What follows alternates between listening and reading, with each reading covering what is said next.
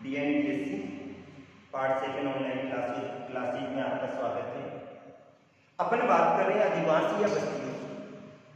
और आदिवासी या बस्तियों में अपन ने अध्ययन किया था, ग्रामीण बस्तियों का अध्ययन हो गया, नगरीय बस्तियों की बात चल रही है और नगरीय बस्तियों के प्रतिरूपों का अध्ययन करना है।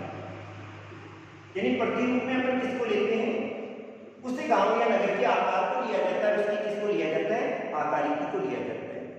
अर्थात उसका आकार कैसा पाया जाता है, किस प्रतिरूप में वो बसा हुआ है। आयताकार प्रतिरूप का अध्ययन कर लिया था, अरीय प्रतिरूप का अध्ययन कर लिया था, वर्ताकार प्रतिरूप का अध्ययन कर लिया था। आज हम बात करते हैं तारा प्रतिरूप।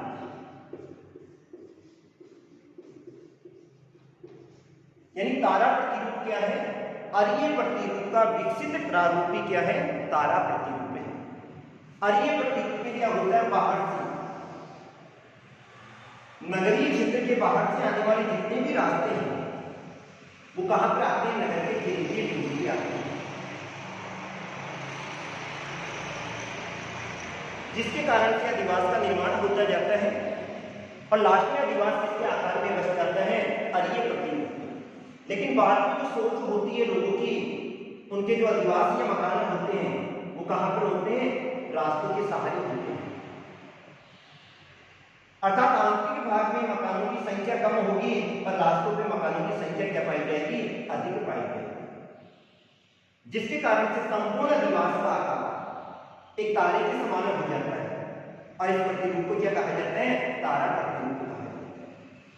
अर्थात अरीय प्रतिरूप का विकसित प्रारूप क्या कहलाता है, तारा प्रतिरूप कहलाता है, जिसमें मकान कहां पर अधिक बसते हैं, रास्ते या सड़कों के सहारे अधिक बसते हैं।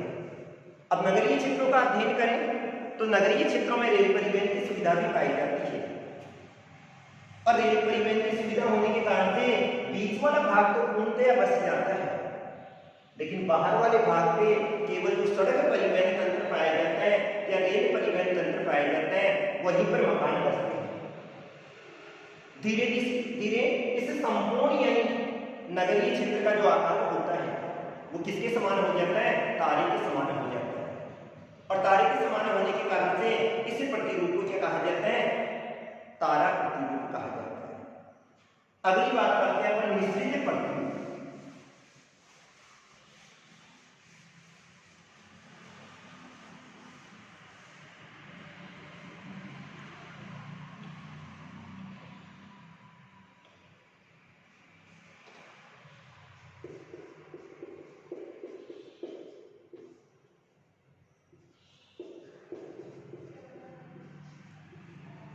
यानी मिश्रित प्रतिरूप का मतलब होता है जब किसी भी नगरीय क्षेत्र में दो प्रतिरूप एक साथ पाए जाते हैं। दो प्रतिरूप का मतलब जैसे अपन ने अध्ययन कर लिया, पहले अरीय प्रतिरूप में नगर बसा हुआ, अब नगरीय क्षेत्र में आबादी बढ़ गई और आबादी बढ़ने के कारण से बाहर वाले क्षेत्र में रिंग रोड का निर्माण कर दिया। और जब बाहर वाले क्षेत्र में रिंग रोड का निर्माण कर दिया तो पहले तो नगर किस प्रकार बसा हुआ था, अरीय के समान, और बाद में कौन सा हो गया, वर्ताकार। अरीय भी चल रहा है और वर्ताकार भी चल रहा है, तो इस प्रकार के प्रतिरूप को क्या कहा जाता है, मिश्रित प्रतिरूप कहा जाता है। जब किसी भी नगरीय क्षेत्र में दो प्रतिरूप एक साथ पाए जाते हैं, ये अरीय भी हो गया और वर्ताकार, ऐसे ही वर्गाकार भी हो सकता है, आयताकार भी हो सकता है। तो इस प्रकार के प्रतिरूप को क्या कहा जाता है, मिश्रित प्रतिरूप कहा जाता है। इसके बाद में आता है रेखीय प्रतिरूप।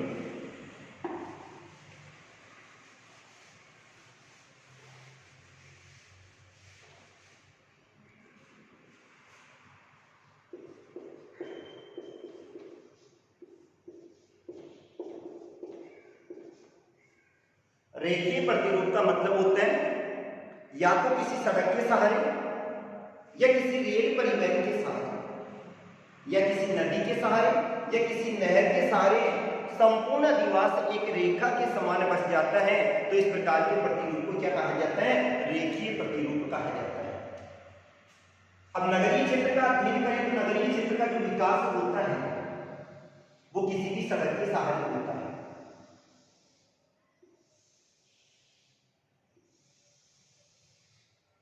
सड़क तंत्र का विकास भी होता है और रेल तंत्र का विकास भी होता है, और इसके सहारे सारे संपूर्ण यानी नगरीय क्षेत्र बच जाता है।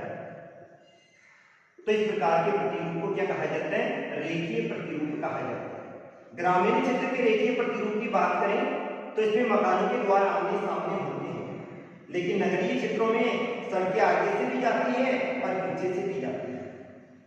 धीरे धीरे संपूर्ण नगरीय क्षेत्र किसके समान दिखाई देता है? एक रेखा के समान दिखाई देता है, और रेखा के समान दिखाई देने के कारण से इस प्रतिरूप को क्या कहा जाता है? रेखीय प्रतिरूप कहा जाता है। अर्थात रेखीय प्रतिरूप का विकास किसी सड़क के सहारे, नहर के सहारे, रेल मार्ग के सहारे, संपूर्ण नगरीय क्षेत्र एक रेखा के समान दिखाई देता है। तो इस प्रकार के प्रतिरूप को क्या कहा जाता है? रेखीय प्रतिरूप कहा जाता है। इसके बाद में आता है खुला हाथ प्रतिरूप।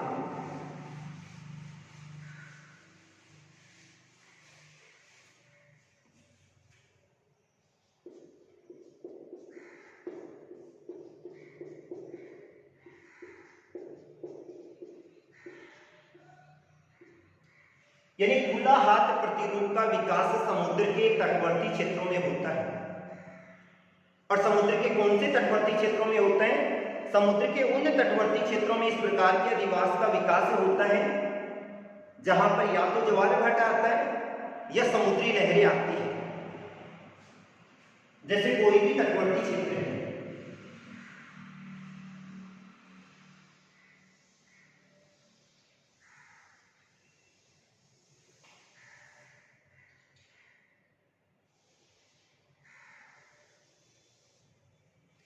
अब तटवर्ती क्षेत्रों की स्थिति क्या होती है? वहां पर लहरों की उत्पत्ति होती है या ज्वार भाटे की उत्पत्ति होती है, और जैसे ही लहरें धरातलीय भाग की ओर आती है वे अपक्षय तथा अपरदन की क्रिया करती है, और जब ये लहरें अपक्षय तथा अपरदन की क्रिया करती है तो इसके कारण से जो बीच वाला भाग होता है जहां पर कठोर चट्टानें पाई जाती है वो स्थिर रहता है, लेकिन आंतरिक भाग बीच तक कट जाता है। जो स्थलीय कठोर भाग पाया जाता है वहां पर मनुष्य क्या करता है? अधिवासों का निर्माण कर लेता है, जिसके कारण से संपूर्ण नगरीय क्षेत्र का आकार किसके समान दिखता है? हाथ के समान दिखता है। जिस प्रकार से अपन खुले हाथ को रखते हैं वैसा ही दिखाई देता है। अतः इस प्रकार के प्रतिरूप को क्या कहा जाता है? खुला हाथ प्रतिरूप कहा जाता है। खुला हाथ प्रतिरूप का विकास समुद्र के तटवर्ती क्षेत्रों में होता है जहां पर जल के द्वारा स्थल भाग को आंतरिक भाग तक काट दिया जाता है। कौन सी क्रिया होगी? अपक्षय की क्रिया होगी और अपरदन की क्रिया होगी, जिसके कारण से स्थल का कुछ भाग तो खड़ा रहता है और बाकी भाग क्या हो जाता है? कट जाता है, जिसके कारण से हाथ की अंगुलियों के समान आकृति बन जाती है। मनुष्य क्या करता है? इन अंगुलियों पे तो मकान बना लेता है, लेकिन बीच वाले भाग में क्या रहेगा? जल रहता है। अतः इस प्रकार के प्रतिरूप को क्या कहा जाता है? खुला हाथ प्रतिरूप। क्या कहा जाता है? खुला हाथ प्रतिरूप कहा जाता है। जैसे उदाहरण के तौर पे देखें तो जापान। अब जापान कहां पर बसा हुआ है? समुद्र के तटवर्ती क्षेत्र में बसा हुआ है, और समुद्र के तटवर्ती क्षेत्र में जापान स्थित होने के कारण से वहां पर इस प्रकार के प्रतिरूप खूब पाए जाते हैं, क्योंकि वहां पर अधिवास के निर्माण हेतु स्थल भाग की कमी पाई जाती है, और स्थल भाग की कमी होने के कारण से ये लोग इन्हीं अंगुली वाले भाग पे किसका निर्माण करते हैं? मकानों का निर्माण करते हैं। अगला आता है मकड़ी जाल।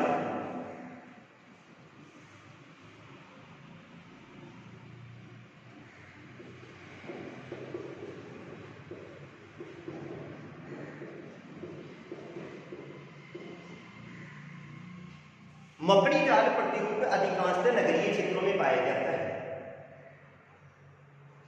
इस प्रकार के अधिवास का निर्माण किन परिस्थितियों में होता है?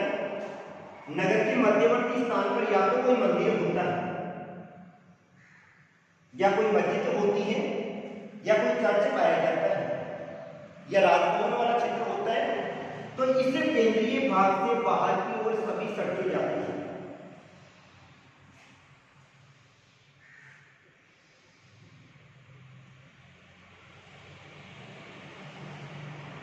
जितने भी रास्ते हैं वो केंद्रीय भाग में आकर मिलते हैं। अब धीरे धीरे क्या होगा, नगर का प्रसार होता जाएगा, और जब नगरीय क्षेत्र का प्रसार हो जाएगा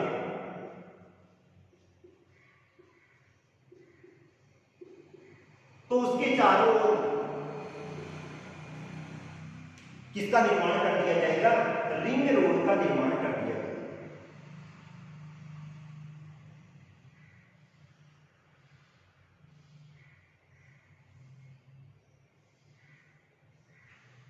फिर ऐसे और प्रसार हो गया, और प्रसार होने के कारण से फिर बाद में रिंग रोड,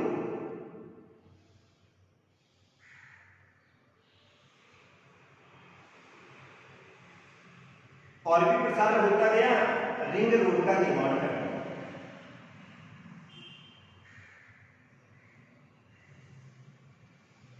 इस प्रकार से पूरा का पूरा जो अधिवास होता है वो मकड़ी के जाल के समान प्रतीत होता है। किसके समान दिखाई दे रहे हैं, मकड़ी के जाल के समान दिखाई दे रहे हैं। अतः इस प्रकार के प्रतिरूप को क्या कहा जाता है, मकड़ी जाल प्रतिरूप कहा जाता है। एक जाले के समान आकृति बन जाती है, और जाले के समान आकृति बनने के कारण से इस अधिवास को क्या कहेंगे, मकड़ी जाल प्रतिरूप कहा जाता है। इसमें स्थिति क्या पाई जाती है, केंद्रीय भाग में व्यापारिक महत्व की दुकानें होती हैं, प्रतिष्ठान होते हैं, और जैसे जैसे बाहर की ओर जाते हैं मानव अधिवास का निर्माण करता है। व्यापारिक केंद्र के समीपवर्ती क्षेत्र में सघन अधिवास का विकास होता है, और जैसे थोड़ा सा दूर की ओर जाते हैं अधिवास विकीर्ण की अवस्था में पाए जाते हैं। अर्थात कौन सी अवस्था में पाए जाते हैं, प्रकीर्ण अवस्था में पाए जाते हैं। ये थे नगरीय बस्तियों के प्रतीक। अब एक अपन बात करते हैं नगरीकरण।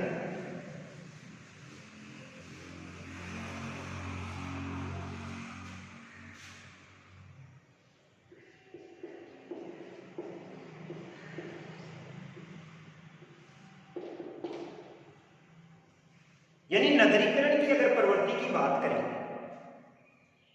प्रारंभिक क्षेत्र का अध्ययन करें, तो प्रारंभिक क्षेत्र में लोग कहां निवास करते थे, गांव में निवास करते थे।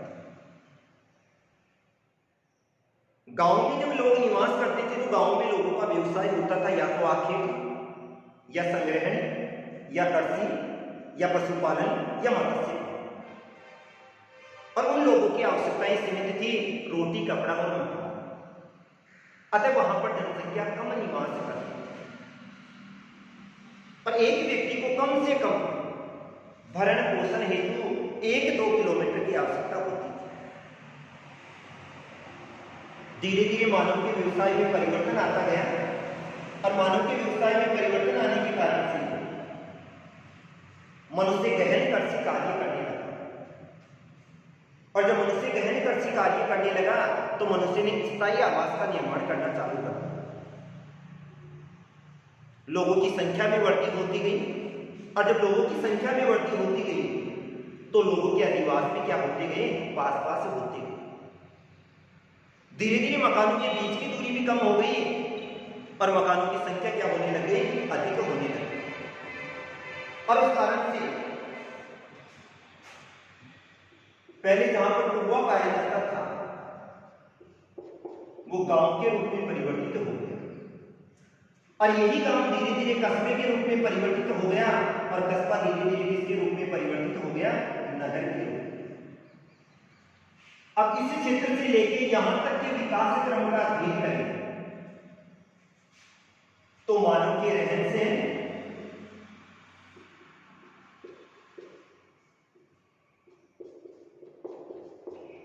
बोलचाल,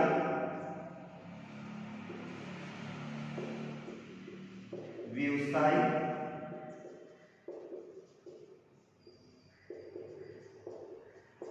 कार्यशैली,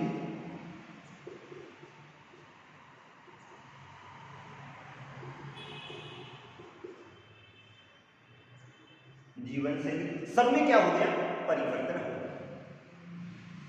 यहां का अध्ययन करेंगे तो यहां पर मनुष्य अधिकांश से कृषि कार्य कर रहा है, और यहां आके आके मनुष्य किसमें लग गया, गैर कृषि कार्य।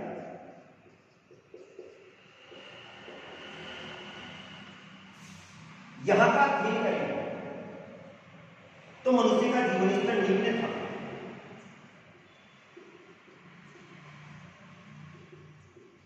और यहां आते आते मनुष्य का जीवन कैसा हो गया, उच्च जीवन स्तर हो गया।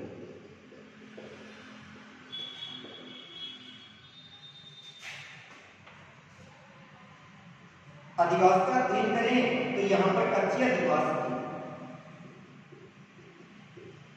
और यहां आते आते बहुमंजिला अधिवास हो गया। यहां तक मनुष्य स्थानीय भाषा का प्रयोग करता था, और यहां आते आते मनुष्य हिंदी और अंग्रेजी का प्रयोग कर रहे हैं। सब में परिवर्तन हो गया। तो जब किसी क्षेत्र में जनसंख्या में वृद्धि हो जाती है, जनसंख्या में वृद्धि के साथ में वहां की कार्यशैली में परिवर्तन आ जाता है, वहां की बोलचाल के ढंग में परिवर्तन आ जाता है, और जनसंख्या नगरीय अनुपात में अनुकूल हो जाती है, तो इस प्रवृत्ति को क्या कहा जाता है, नगरीकरण कहा जाता है। इन नगरीय क्षेत्रों में रोजगार के साधन अधिक पाए जाते हैं, और जब इन नगरीय क्षेत्रों में रोजगार के साधन अधिक पाए जाते हैं तो धीरे धीरे संकुलन की स्थिति बढ़ जाती है, और वहां पर जनसंख्या अधिक निवास करने लगती है। जब इन क्षेत्रों में अत्यधिक मात्रा में जनसंख्या निवास करती है